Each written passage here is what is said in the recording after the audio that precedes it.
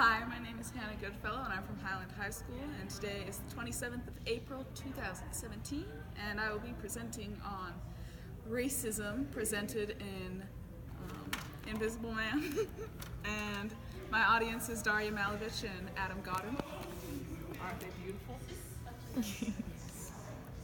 So, throughout the ages, we've seen racism as a large part of our history. So, I think this book portrays the evolution of history almost in a very humbling way. So, the first quote I wanted to point out is on page 15, and it says, "I'm not ashamed of my grandparents for having been slaves. I'm only ashamed of myself for having at one time been ashamed."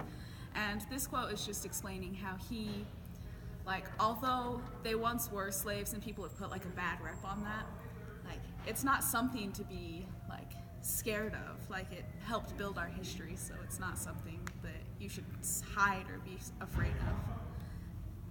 And in the next one, on the next page, is his grandfather talking to him about just before he passed away, and just telling him his life goals for him and what he learned. And he says, "Son, after I'm gone, I want you to keep up the good fight. I never told you, but our life is a war, and I have been a traitor all my born days.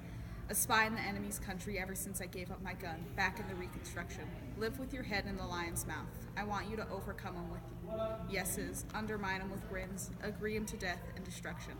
Let them swallow you till they vomit or bust wide open." And he's trying to tell his grandson, don't just play by their game, keep to yourself, but have your own plan underneath it all.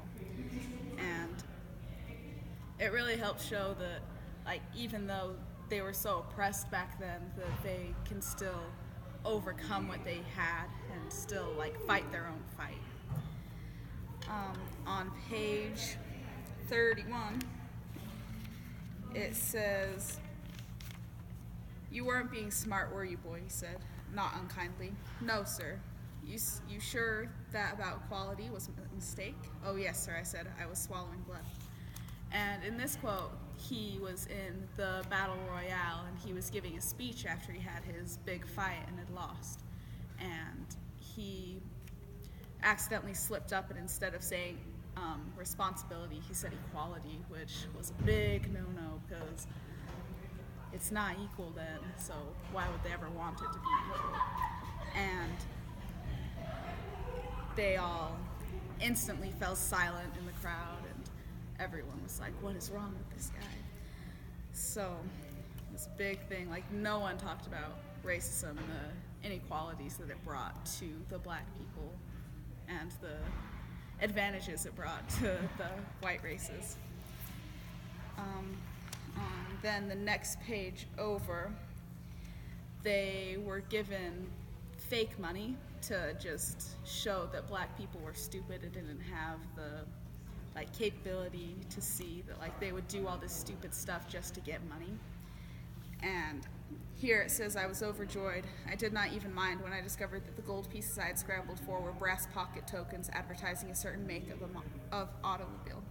And this was after he had received a brand new briefcase from the white people who had just practically tortured the group of black men who just fought in this battle royale. And it shows how cruel the white people were to the black men in their race. And then on the next page over, there was a note inside the briefcase that he got, and it said, "To whom it may concern, keep this nigger boy running." Just saying that no matter what, even if he almost reaches the goal he had set, to just push him back to the beginning and just keep him running around in circles trying to get what he wants. And it just